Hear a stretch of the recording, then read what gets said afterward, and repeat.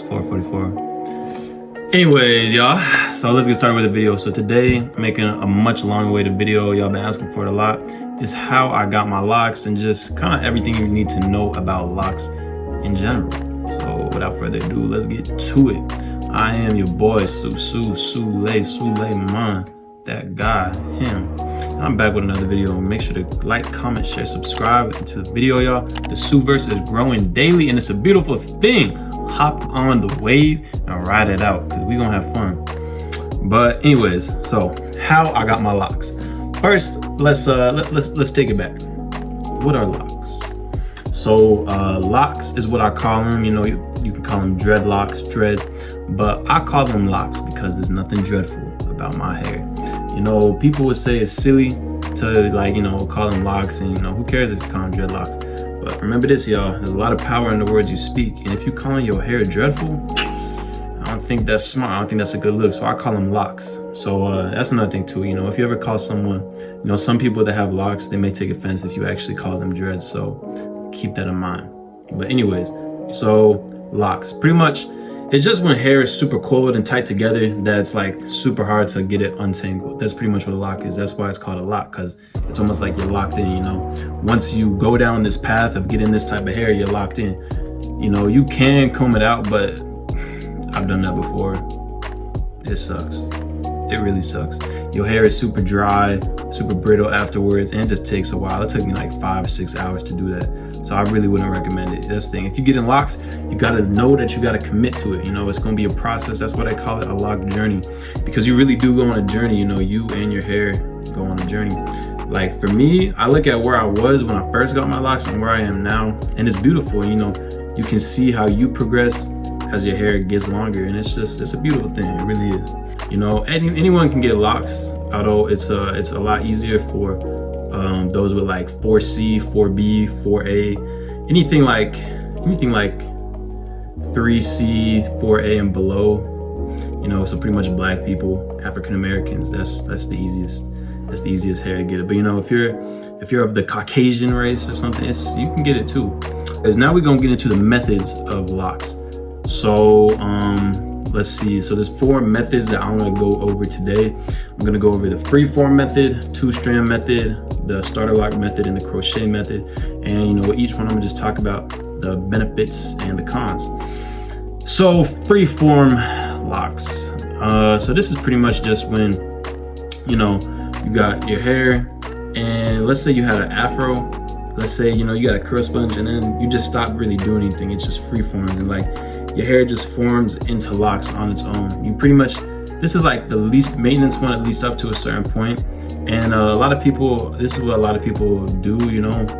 Like I have a friend, he has freeform locks. Like pretty much, his hair, he just kind of stopped combing it, I'm pretty sure. And what happens with like African American people's hair is when you stop combing it, it really just naturally forms into locks.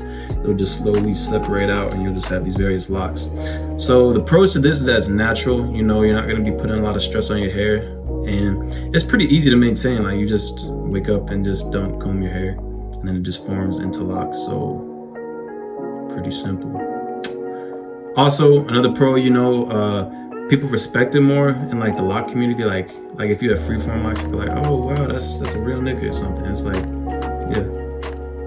And some cons though, I would say, is that even though it is low maintenance, you know, it can just look kind of dirty sometimes. Like in my opinion, some freeform locks just like, man, just please find a lock lady and let her retwist your stuff, bro. Like, please, for all of us.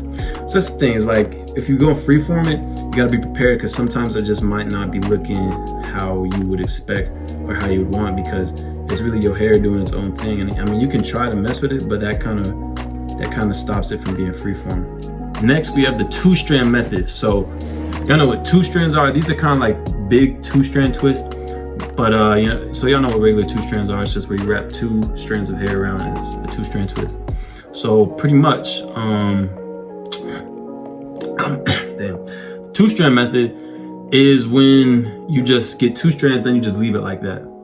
And then slowly but surely over time, your hair will just lock up.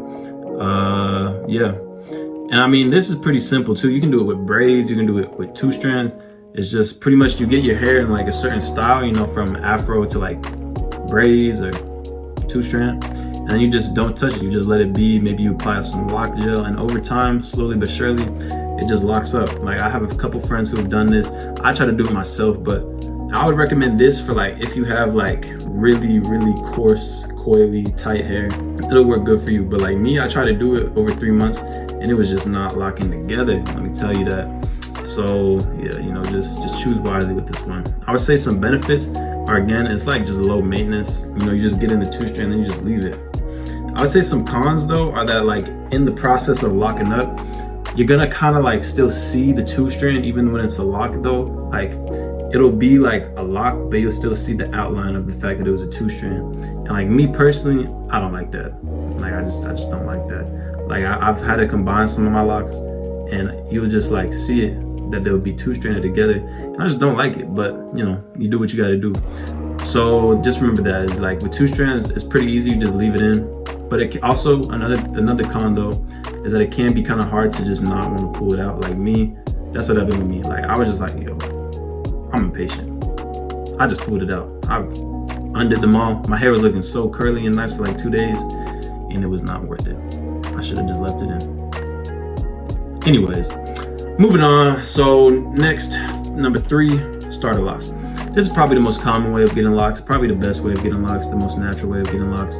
It's really just, yeah, you know, pretty much you go to someone who knows how to do locks, someone who knows how to do hair. You know, you got your afro, you know, you come with it picked out, and then they just put it in the coils. You know, you ask them, it'll be like, how many locks do you want? You say like 100, maybe 40, 50, 60, whatever. You come, they give you that many coils, starter locks, and then you just leave it like that. And as time goes by, the hair tightens up, locks together, begins to bud and form into locks. Quite simple. So pros with this is that, you know, it's pretty simple. You know, you just get your hair like that, and then it's going to form into locks. You know, it's like it's meant to help you get locks, so that's going to help a lot. It looks good once you're done with it, like once you're through. Because the thing is though, this kind of leads into the con, which is like your hair, you're gonna be kind of ugly low key, bro. Like if you do starter locks, you're gonna look a little ugly. Like I had starter locks. I was not looking my best. I was not looking my greatest. Let me tell you that. Because the thing is with starter locks, it takes a couple months, at least a couple months, if not like 6 months, for your hair to actually like lock together and form into these nice luscious locks that I have here. So during that time, your hair can get frizzy, and it just don't look that great because you're in between like coils that aren't like the best maintained, because after like a week or so, the like nice look of like the starter lock coils just kind of starts to fade. So after a while, you're just not gonna be looking that good. You know, you're gonna be looking like you need a retwist, but you know, you can't wet your hair that much because you gotta make sure that it locks and the coils don't come out, just all this stuff. It's a big thing, but it is cool though. You know, it takes a lot of dedication. That's probably like the real starter. That's the real lock journey, because you know, you start from starter locks, grow, you see it like bud, and you see them lock up and whatnot, and you know, it's beautiful. So yeah, you know, pretty much with starter locks, you're gonna go through the real journey, and it's gonna be beautiful. But you do have to endure some ugly stages, and you also have to get regular retwists to, you know, make sure that your locks are staying good and looking good too. Because like I said, you're gonna be in that ugly. When it's frizzy and it's not just like well kept, you know, right after you get the retwist, it don't look that great, my guy. Unless you're just like that, it don't look that great. And I'm like that. It didn't look that great. But hey, do what you gotta do. Last but not least, number 4. This is the method I used: crochet hooking. Okay. So let me find. I have a crochet hook so y'all can see what it is. Turns out I don't have a crochet needle, but you know, we'll get a picture on the screen so that y'all can see what it is, see what a crochet needle is. But yeah, so with crochet needling, pretty much what happens is it's pretty much just instant locks. You know, this is how you can see someone go from having an afro or some other style one day to just having locks the next day. This is what I did, because the benefits is quick. I mean, relatively speaking, it's quick in the sense that you're not gonna have to go through the whole lock stage starter locks, ugly stage, then you know, seeing them finally lock up and bud and all that and sprout. Sounds like a plan. But no, with a crochet, you know, you pretty much skip that and you just immediately get the locks. Cons are that some people say that it's like a cheat code. They say like, oh, you don't have real locks because you know you got them instantly. But I'm like, bro, whatever. Don't matter to me. I don't care.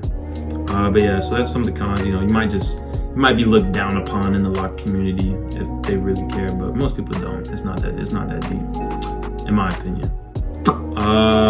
And then what else?